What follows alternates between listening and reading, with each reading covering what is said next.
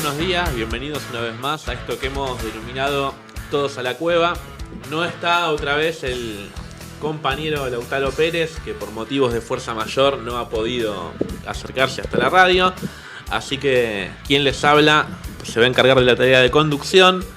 A mi derecha lo tengo a Christopher Wally Cardarelli, que es la segunda vez que estás me están acá al pie del cañón. Al aire constantemente. Bueno, muy bien, ¿todo bien? Todo bien, bueno, todo bien. Mario. A mi izquierda tengo a la ya oficialmente doctora, que fue doctoranda desde que arrancamos, es oficialmente doctora, Cecilia Díaz. Bien, bueno, muchas gracias a todos por recibirme otra vez. Muy felices. Y bueno, vamos a tratar de hacerlo ameno, esta edición. De digamos grupo reducido, pero ahí bancando frente al arco. Somos pocos, pero nos conocemos mucho, así que va a salir bastante bien.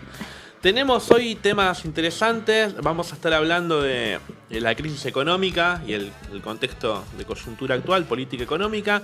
Vamos a estar hablando del caso Nair Galarza, que salió la condena la semana pasada.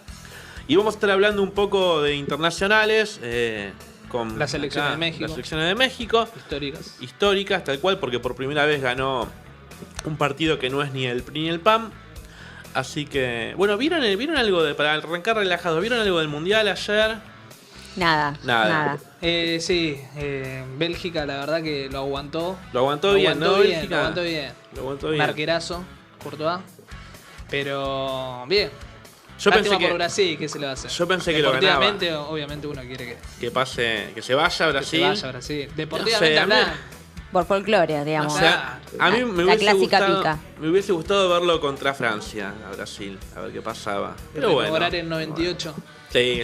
Francia es de sacarlo a Brasil. Lo sacó en 98 en la final. 3-0. Y lo sacó en el 2006, si no me equivoco. Le ganó 1-0 en octavos o cuartos. Partidazo de Zidane. Así que cuidado con Francia. Bueno, justamente a 20 años, ¿no? Está cerca de ser... Está ahí, justo que se cumplen 20 años de su primer campeonato mundial. ¿Quién te dice? Que repita. Sí, bien. Dato. Bien, cuando uno está en nivel doctoral, está atento a todos esos... La fecha, lo único que puedo sacar. A todas esas fechas. Bueno, vamos a decir las redes sociales. Nos pueden seguir en YouTube, Todos a la Cueva. Nos pueden seguir en Instagram, Todos Cueva. En Twitter, Todos Cueva. En Facebook nos buscan Todos a la Cueva. No sé si me olvido algo. Mañana salimos en Radio Freeway y el lunes salimos en Radio Vender, en Vender FM, que la pueden googlear por internet. Bueno, estamos en condiciones de arrancar oficialmente con el programa. Vamos a ir un poco con el tema de la crisis. Ceci me comentaba ayer que si bien hay muchos análisis de lo que está pasando, económicos, políticos, etcétera, no hay ningún discurso, me decía ella, que se tornara hegemónico, ¿no? No hay ningún discurso que pueda... Sí, me refería a la interpretación, es decir, uno puede observar en la calle, en la cotidiana, que hay un creciente mal humor social. Sí. O sea, no solamente por la cuestión de los precios o las declaraciones de algunos funcionarios. Hay una cuestión de malestar, de incertidumbre que cada vez se hace más evidente con el aumento de los alimentos, de las tarifas y del dólar, por supuesto, que trastoca un montón de precios básicos o al menos las expectativas. Sí. O sea, hay un problema grave en eso. Pero lo que tenemos es que, a pesar de que el gobierno tiene, digamos, a su favor a todo el conglomerado mediático, sobre todo por las últimas negociaciones y aspectos que vamos a hablar en la otra columna sobre Telam, lo que ocurre es que no hay un discurso político que logre darle interpretación a ese malestar. Entonces no hay canalización. Entonces me parece que estamos entrando en una cuestión de crisis de representación política mucho más profunda de lo que podemos avisorar o simplemente decir Macri gato o demás. Me parece que no hay ningún sector de la oposición que todavía logre ponerle un nombre a esa culpabilidad o a ver qué es lo que está ocurriendo que nos está enloqueciendo de algún modo todos. Me parece que justamente eso está justamente en que los medios de comunicación, están en constante disputa y quiénes son los que verdaderamente presentan la hegemonía mediática. Claro, a lo que voy es que digo, la oposición en sí no tiene la hegemonía mediática, entonces tiene una postura que no puede ser contemplada por la masividad. Y el gobierno, la realidad se lo está llevando por delante, la crisis en sí, y los medios de comunicación no pueden terminar de justificar esta realidad que se está viviendo. Claro, yo lo veía, lo que decías vos, lo veía incluso puertas adentro del propio gobierno, ¿no? Sí. Porque si bien la oposición no hay un discurso hegemónico que explique lo que está pasando, cuando uno ve al interior de Cambiemos, lo tenés a Marcos Peña que dice, bueno, vamos a empezar o está en proyecto grabar los viajes al exterior y los consumos en el exterior. Después lo ves a Duhovne que dice, no, eso no tiene nada que ver. Después hay otro sector que dice, bueno, podemos ver cómo se están las retenciones a la soja, etcétera. Después sale Macri diciendo, las retenciones no se tocan. Antes de ayer ya Macri un poco más vehemente que lo que acostumbramos verlo, dijo... Acá hay gente que nos caga la vida. Nos caga la vida, las mafias no nos hablaba cagan de la él. vida. Sí, No hablaba de él, no. No hablaba del detalle. No, como que hay una dificultad Sí. también al propio Interna, gobierno digamos. interna, que ayer comentábamos que presentábamos la teoría de que esto se iniciaba con la caída del TTP, el Tratado Transpacífico. Para el que no sabe, básicamente era un tratado que estaba promovido por Obama y Hillary Clinton, que según todas las encuestas iba a ser la sucesora. Y Macri también creía que eso iba a pasar. Y se la jugó por Hitler. Exactamente, para hacer un gran mercado de una gran zona de libre comercio en el Océano Pacífico, ¿no? Por un lado Latinoamérica, lo que es la Alianza Pacífico, y después la parte de Japón, Tailandia, etcétera, Australia, el propio Estados Unidos, etcétera. Al derrumbarse eso, creo que todo el plan económico del gobierno se cae y puertas adentro, cada uno empieza a pelear por sus propios intereses, como un sálvese quien pueda.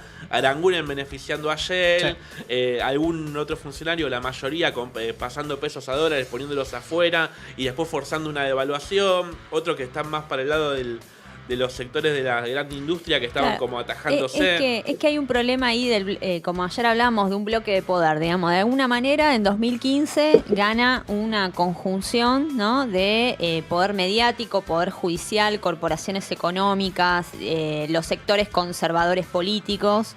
Y eso se había configurado como un bloque que parecía imposible, digamos que iba a fallar, o incluso que habíamos directamente decir, bueno, ¿esto cuánto va a durar? ¿20 años vamos a estar con esto? Y sin embargo esto ya se lo puede poner en duda, y porque había una tensión dentro de ese bloque, que creo que el que mejor lo explicitó fue Melconian, cuando dice, o hacemos el ajuste de golpe, porque digamos el gran fin de todo este bloque de poder es tratar de volver a una sociedad preperonista, Claro, ¿no? totalmente. Cuando digo preperonista no me refiero solamente a la cuestión partidaria, sino me refiero sin derechos laborales, sin distribución del ingreso en los sectores populares. Entonces cuando vos ves eso, digamos como que había una tensión entre los que decían, bueno, ajustemos ahora y ya está, y los que más o menos trataban de jugar a la política, la cuestión de de cómo construir consenso, hegemonía a largo plazo, ¿no? Sectores Que como por Marcos poner dos nombres Peña. sería Sturzenegger y Marcos Peña. Exactamente. Sí. Entonces ese grupo jugaba más al gradualismo o a esta idea de, bueno, vamos a ir haciendo los cambios al estilo de termita, ¿no? Como se le dice al neoliberalismo, es decir, ir comiendo de a poco en distintos sectores e ir desarticulando esos lazos sociales que ya estaban, digamos, que de alguna manera históricamente están consolidados en Argentina, que tienen que ver un poco más con la estructura peronista. Y sin embargo, bueno, empieza un problema ahí que no se termina de resolver ni de un lado ni del otro. Pareciera que en los primeros 2 años ganó la instancia esta de jugar a la política, Sí. es decir, ganar consenso, ganar las elecciones, ir destruyendo la propia alianza electoral, es decir, cada vez que el PRO vaya ganando más lugares al radicalismo, cosa que hizo. Y después aparece la reforma jubilatoria, y ahí es como que empieza el gran problema. Y yo creo que Es la primera bala que entra, digamos. la primera bala que entra en términos, sobre todo ahí creo que se rompe la relación entre el electorado, las expectativas del electorado y Cambiemos. Y después hay otro bloque interno, digamos, otro quiebre muy importante que tiene que ver con la discusión del aborto. Creo que esa es una discusión interna que los marcó y que no saben qué decisión tomar, ¿no? Digamos, porque ahí están las expectativas puestas en el líder, de alguna manera, que es Macri, y que no está muy de todo claro qué postura tiene, aunque más o menos la podemos suponer, pero a la vez en esta cosa de jugar a la política y a la vez ser un sector preperonista, es decir, tratar de achicar derechos y sobre todo achicar las nociones de salud pública. Claro, mira, en el sentido de lo que comentabas recién, Carrió, que está cada vez más fuerte en sus intervenciones, ya en la tele dijo, bueno, al UCR la manejo yo desde afuera, los radicales van a hacer lo que nosotros queramos, en el sentido del quiebre. Por un lado, quiebra con el radicalismo y por otro lado también ataca bastante al oficialismo, ¿no? Cuando fue lo del aborto, ella sugirió, bueno, esta es la última que banco, dijo una cosa así. Después dijo públicamente que el presidente estaba en contra, pero como que lo habían engañado diciéndole que esto no pasaba y después pasó y no lo va a poder vetar. Es que no leyeron el contexto de lo que se venía en términos de movilización y organización feminista. Digamos, no entendieron lo que pasó ya desde los 15, digamos, el 3 de junio, ¿no? Digamos, todas las marchas Ni Una Menos, los 8M. Recordemos que uno de los paros más importantes que hubo fue el paro de mujeres. Sí. El 6 de marzo. El 8 de marzo. 8 de marzo por el Día Internacional de la Mujer hubo un paro muy importante y movilización. Es decir, bueno, si no vieron eso, no sé, se la perdieron. Pero igual hasta qué punto iban a poder, si ellos querían retener que no salga la ley de aborto, hasta qué punto iban a poder retener con este nivel de movilización, digo. Claro, por eso, porque no entendieron lo que estaba en juego. Claro. Me parece que lo terminaron como una cuestión medio progresista de algunos sectores. Y sin embargo hay un feminismo que no es solamente el mainstream, digamos, del feminismo, sino que hay un feminismo por abajo, un feminismo popular que está llegando a distintas instancias. Digamos, que los pañuelos verdes hayan llegado a los colegios, o sea, que chicas de 14, 15 años hayan tomado una cuestión de bandera y también asumir una especie de aguante, porque es un punto de decir, bueno, esta es mi bandera y la voy a traer al colegio y también voy a bancar dentro de los sectores de poder a los que está un niño o una joven de 15 años, ¿no? Entonces hay ahí una disputa que creo que no la leyeron y eso viene muy de abajo y viene muy chiquito. O sea, quizás quisieron asimilarlo, ¿no? Y se les fue de control o sienten ahora que se les está yendo de control y les produjo un quiebre interno. A Carrió la acusaba, ¿no? Y sacó un comunicado muy duro a la UCR en la que la acusan de querer quebrar Cambiemos, ¿no? Por eso, por un lado, ataca al radicalismo con el tema de que los va a dominar y por otro lado al macrismo más duro o a la mesa chica de Macri por el tema de la aprobación del aborto, de permitir el debate en torno al aborto. Pero yo no quiero dejar de mencionar que, como habíamos hablado también, el golpe fuerte también viene desde la derecha, viene desde el sector financiero. Exacto. Está como con tres problemas, Cambiemos, ¿no? Como fuego amigo está recibiendo, digamos. Está con dos fuegos amigos. Sí, con el tema de lo incontrolable que puede ser para el establishment el movimiento feminista y con el tema de lo incontrolable. Los mercados, los llamados mercados, que eso no sabemos bien qué es. Vieron que no tiene nombre los mercados. Es una gran operación del poder que es maravillosa. Digamos, esto de decir, bueno, hay que generarle confianza a los mercados. Bueno, ¿cuánta confianza más? Confianza, por no decir resignar derechos, hay que permitirle al mercado con un dólar que ya está pisando los 30. Claro, tal cual. A mí, para ya ir cerrando este primer tema, les recomiendo una entrevista que está en YouTube de Fantino al quien fuera viceministro de Axel Kicillof, Álvarez Agis, en el que explico un poco esto. Él dice, bueno, pero no existe Jorge Mercado, aquello, no, teneme confianza que va a estar todo bien en el mercado. Son un montón de inversores que pocos conocen la Argentina. Él dice, bueno, Argentina es ARG en una planilla de Excel que dice que si vos pones plata acá te va a dar tanto y que tiene tanto riesgo de defaultear. Y en base a eso el tipo pone plata y la saca. Da una explicación de esto como... que es una gran timba, digamos, los mercados. O sea, exactamente. Entonces se le trata de hablarse en términos humanos. Decir, bueno, hay que darle confianza, seguridad. Sí, pero ¿quiénes son? Digamos, ¿no? Entonces es parte de ese discurso de poder que... Volvemos a esto, no hay ningún sector político que trata de poder construir un relato suficientemente sólido, suficientemente comunicable y entendible para el resto de la población. Entonces estamos no se sabe qué va a pasar, digamos, en términos electorales, en términos políticos, en términos sindicales. Es todo un gran andá chequealo, ¿no? Sí, totalmente. Vivimos en eso. Y en términos de la economía es importante también resaltar esto que hablábamos hace unos días, la caída de la producción, digamos, de... La capacidad instalada. La capacidad industrial. Que si bien cayó poco, como hablábamos la otra vez, hay que tener en cuenta que también, por ejemplo, para tener en cuenta la caída del cemento, el stock de cemento es bastante pronunciada, digamos. Venía creciendo a 20% y de pronto se retrae a 5% interanual. Hay que marcar algo ahí. Se da desde abril, desde mayo...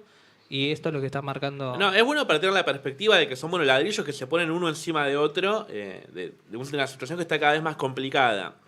Bueno, salió el tema que obviamente es casi indispensable tratar cuando uno habla de política, que es el movimiento feminista. A mí me gustaría relacionarlo con el caso Nair Galarza. Bueno, Nair Galarza ya todo el mundo sabe quién es, no hace falta hacer una introducción, pero yo creo que en otro momento no se hubiesen escuchado la cantidad de críticas que hubo al tratamiento mediático del caso Nair Galarza, ¿no? Yo creo que si esto hubiese pasado 10 años antes, no hubiese habido una condena tan fuerte como la hubo en redes sociales a cómo trabajaron los medios. Desde, creo que Rossetti dijo, el médico dijo, bueno, va a estar presa toda su vida fértil. Parece revanchismo ante claro, el avance del movimiento feminista. Telefe puso ayer 2 fotos, una de Nair actual y otra retocada con un programa truchísimo. Para ver cómo iba a ser Nair cuando saliera. Y obviamente en la foto es bella y joven, y la otra foto era una chica ya, una señora grande, digamos, y después cuando iba a salir de la cárcel. Muy morboso. Sí, es que como habían, no sé si, bueno, salió publicado en Primera Generación, la revista donde muchos de nosotros colaboramos, un artículo de Julia Moretti muy interesante que habla de esta, digamos, modo de criminalización, ¿no? Que se suma a lo de Nair Galarza, porque en realidad, digamos, la figura de Nair, digamos, estéticamente termina configurando una idea de, bueno, a ver, la chica linda con cara de angelito, digamos, esa como la expectativa del patriarcado, ¿no? Que termina tomando el arma y asesina a su novio. Entonces, bueno, frente a eso hay como varias tensiones. O bien en la discusión, digamos, permanente o cotidiana en las redes sociales, quienes estábamos de alguna manera sosteniendo las banderas del feminismo, ¿no? Nos vienen a decir, ¿y ahora qué decís, no? Ahora van a matar tipos, ¿no? Ese tipo de cosas que bastante reduccionista, que después creo que con Gala vamos a avanzar un poco más en ese tema.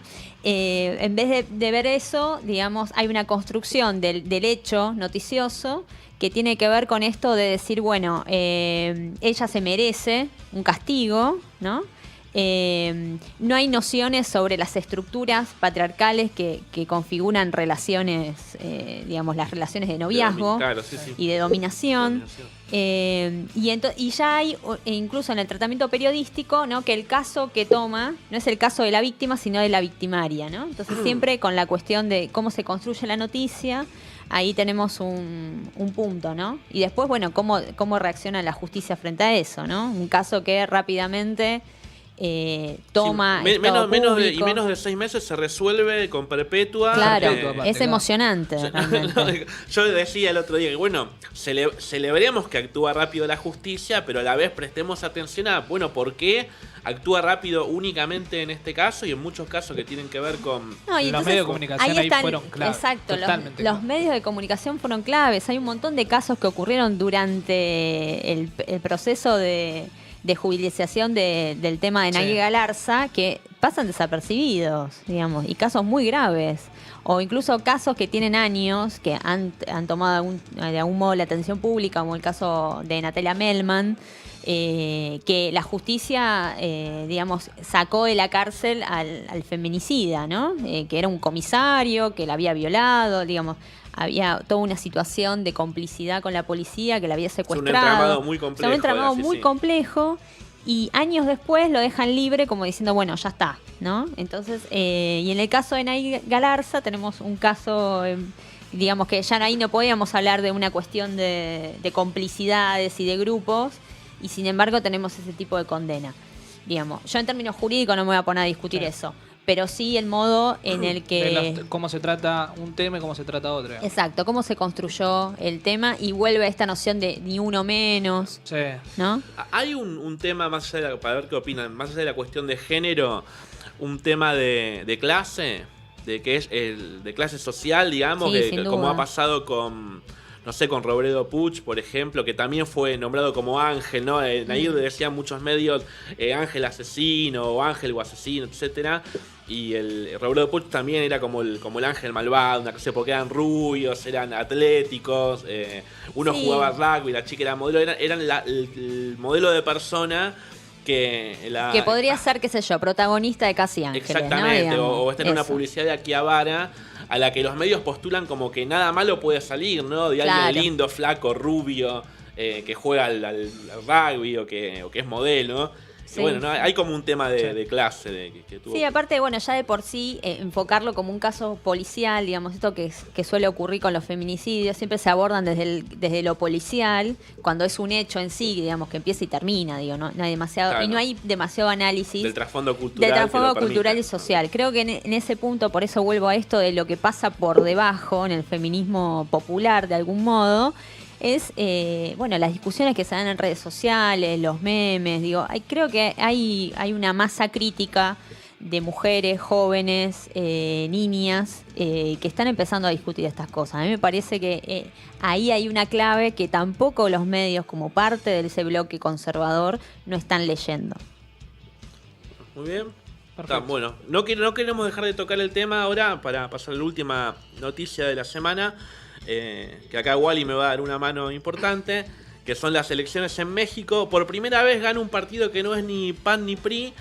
Hacemos la aclaración de que el PRI en México es más importante Sí. en términos sectoriales que el peronismo en Argentina. Es un partido Estado prácticamente. Hasta el 2000 estuvo 70 años en el poder. Exactamente. Bueno, y ahora, bueno, después del 2000, bueno, el PAN compartió poder con el PAN. Y ahora el candidato de izquierda, López Obrador, destrona a los dos. Después de 3 elecciones, en el 2006 él se presenta por primera vez, después de ser jefe de gobierno, por así decirlo, de la Ciudad de México.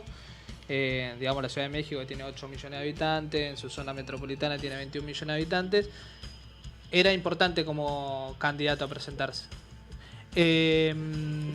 Ahora bien, en el 2006 pierde apenas... Es un conurbano parecido al de Argentina, ¿no? Estamos Sí. lo más grande del conurbano argentino. Mucho más Mucho grande, más sí, grande, sí, claro. sí. Y lo que hay que tener en cuenta es que en 2006 él pierde por apenas entre 250.000 y 300.000 votos, si no me equivoco.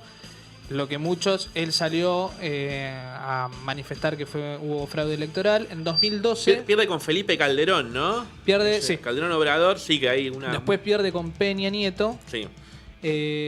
Donde, para que se den una idea de lo importante que fue, lo histórico que fue la elección que acaba de suceder hace una semana en México, Peña Nieto en el año 2012 logró sacar más de 1 millón de votos en 4 estados y López Obrador lo logró en 7 estados. También logró ser el presidente más votado de la historia de México, con el 53% de los votos. El anterior había sacado 50% en 1988 y logró 24 millones de votos. Ah, mira, vos yo hubiese asegurado que el que le seguía iba a ser de Cárdenas, pero no. No. En Interesante. 1988, 50% sacó el presidente, digamos, Claro. quien logró la presidencia. Para que se den una idea, como dije, 24 millones de votos, de los cuales Morena, que es el movimiento de Renovación nacional. De restauración nacional. Sí, Uno suele decir Restauración renovación Nacional. porque está acostumbrado a la política argentina. Restauración nacional. Logró 20 millones de votos, solamente ese partido. Digamos, Es impresionante. Es una y va a performance tener impresionante. mayoría propia en diputados y en senadores. Sí, yo acá tengo que ganó en 31 de 32 estados, solamente Solamente perdió uno. Guanajuato perdió, en el centro del país, donde ganó Anaya, que era el candidato del PAN. Y ganó una mujer en el DF, la primera vez en la historia, ¿no? Ganó el DF, Morena. Digamos, justamente como decís vos, es la primera vez en la historia, hablando de, como veníamos hablando de movimiento feminista y todo lo que significa a nivel nacional y regional. Por primera vez en la historia la Cámara de Diputados va a estar, la Cámara de Senadores va a estar conformada por mayoría de mujeres. Es un dato interesante, más en México, digamos. Pero lo que da la pauta de un fenómeno regional interesante en un país que es con una tradición machista bastante importante. Sí, muchos años de neoliberalismo sostenido, ¿no? Digamos, y sobre todo pensándolo desde la perspectiva de Argentina, cómo aparece siempre México como uno de los modelos a seguir, ¿no? Sí, totalmente. En términos económicos o en términos de la seguridad desplegada, ¿no? Que en realidad, si uno bucea o está un poco más atento a la actualidad de México, en realidad se encuentra con todo lo contrario, Sí. ¿no? Recuerdo en la mesa de Mirta Legrand, se me fue el nombre de una escritora mexicana muy conocida diciendo que estaba más segura caminando por el DF que que por Buenos Aires, cuando bueno la tasa de homicidio en México es 5 o 6 veces más alta que la de Ciudad de Buenos Aires. Me parece que era una conductora peruana que vivía en México, que no me sale el nombre, pero que es muy conocida. Fue el nombre que no quería dejar de mencionarlo porque es bastante talk impactante. Shows. Sí. Exactamente. Y sí, con un discurso bien conservador, por lo menos, podemos decir. Bueno, hablando de conservadurismo, AMLO, digamos, Andrés Manuel López Obrador, es medio conservador en términos sociales, digamos, de derechos sociales. Está en contra del aborto, claro. Tiene sus cositas. Claro. Para mí, digamos, el cambio de él va a venir por el lado de la cuestión socioeconómica. Va a disputar por ahí. Bueno, y hay mucha campaña con relación a cómo se va a manejar el narco, ¿no? Un tema que aqueja a México desde hace décadas. Lo que pasa es que no puede abrir muchos frentes a la vez. Ya está imbrincado si bien tiene en todas un poder las político que se lo da por lo histórico que fueron estas elecciones y por la composición que se termina dando en las cámaras de diputados y de senadores, hay un trasfondo en México que va más allá de lo político. Claro. Digo, hay mucha cuestión política que está enraizada en la cuestión narco, en cómo se ve a Estados Unidos. Hay una cuestión más compleja. No puede abrir frentes por todos lados porque se lo llevan puesto. No, totalmente, pero de todas formas, bueno, hay una voluntad de cambio, ¿no? El PRI perdió la presidencia, obviamente, y perdió las 9 gobernaciones que tenía. Es realmente catastrófico lo que ha dejado en términos políticos del gobierno de Peña Nieto. Justamente por estos días... Catastrófico para su propio partido, me refiero, ¿no? Obviamente. Justamente por estos días se está hablando de si se va a dar la desaparición del PRI. Digamos, a esa en los medios de comunicación y con la influencia que tiene el PRI dentro de los medios de comunicación en México. Claro. Parecido, digamos, en el trato mediático con lo que pasó después del 2015, que se hablaba del fin del peronismo. Sí, pero recordamos que, bueno, es mucho más catastrófico. Scioli sacó 40% de los votos. Acá esto es como si el peronismo sacara a nivel nacional 16% de los votos. ¿Se imagina usted una elección nacional donde el peronismo saca 16% y es superado por el radicalismo y por una fuerza de izquierda y pierde todas las gobernaciones? Es como un quiebre, es para tenerlo en cuenta los próximos meses de lo que va a pasar. No me lo quiero imaginar. Pero bueno, también cómo se inscribe esta victoria en el medio del contexto regional, ¿no? Digamos, digamos que hemos tenido en esta semana también la cuestión de Correa, ¿no? Digamos que aparece también. Y lo de Colombia. Claro. Que volvió el uribismo también. Sí, por eso, digamos, hay una cuestión muy oscurecida, ¿no? En términos de neoliberalismo y de bloque de poder que está, digamos, dejando de lado a todos los líderes populares. Y en el medio de todo esto sale México, y recordemos que si llega a haber una victoria nacional popular en Brasil, se termina de inclinar la cancha, porque si México y Brasil, las dos economías más fuertes después de Estados Unidos, de Latinoamérica son las dos más fuertes. Claro, sí, de Latinoamérica las dos más fuertes se posicionan en el campo nacional popular. Todos los países juntos, digamos, que le siguen, no llegan ni a la mitad ni a un cuarto del PBI de lo que es México y Estados Unidos. Impresionante. Así que bueno, ¿estamos hasta acá? Estamos. Vamos a estar en un ratito con la columna de Cecilia Díaz sobre los despidos en Telam. Y ahora nos vamos a ir con los socios del desierto, Holanda.